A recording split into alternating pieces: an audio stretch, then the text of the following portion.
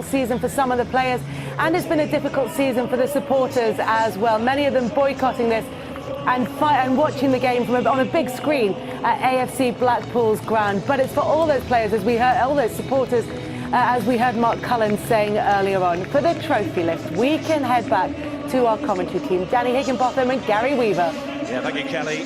Gary Bowyer leading his team up here. When he was out of work, he spent time at Benfica with Nuno Gomes and a few days at Atletico Madrid having a look at how they do things there.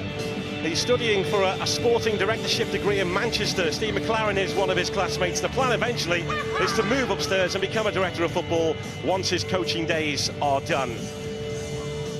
He will not forget this day.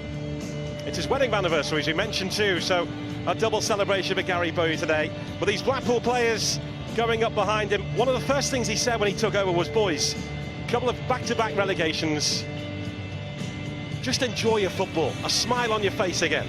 It's exactly, you can see when the players speak there with the interviews how well they speak of Gary Bowyer. And it's one of the things, I spoke to him and he said we were 2-1 down in the first leg and the second leg against Luton, and he got in at half time and just said to the players, relax and enjoy your football. Takes all the pressure off. He's taking it all on board himself, and you have to give him great credit. And when you hear the players speak, they speak so glowingly about him, and that tells you all you need to know about that man in your picture. 37 years to the day that his dad Ian Bowyer helped lift the European Cup with Nottingham Forest. Gary Bowyer is about to get his hands on some silverware. There is his father Ian Bowyer. A wonderful day for them, a wonderful day for those wearing tangerine. Owen Oyston there also. As I mentioned earlier, the battle will continue. Those fans that are boycotting will still not return as it stands, even though the club is back in League One and moving in the right direction again. But today these players, all season these players, have focused on events on the pitch. At times at Bloomfield Road they've been outnumbered in terms of home fans by the away fans, but these players have kept their eyes focused on events on the grass. And that's what you have to do as a player. As Gary Bowyer said, control the controllables. The players that we see in the pitch here, they can't control that. What they can control is what goes on when you step over that white line. And they've done that all season, and the delight is there for all of them to see. And the circumstances that Gary Bowyer's had to work under as well is fantastic. Andy Taylor, I think, is at the back of the queue. He missed out today with a hamstring injury, but he's gone up the steps and is about to help lift the trophy here. They followed in the footsteps of the heroes of 2010. Then it was all about the Premier League. Now it's about League One, which shows you the rise and fall of Blackpool, but they're rising again.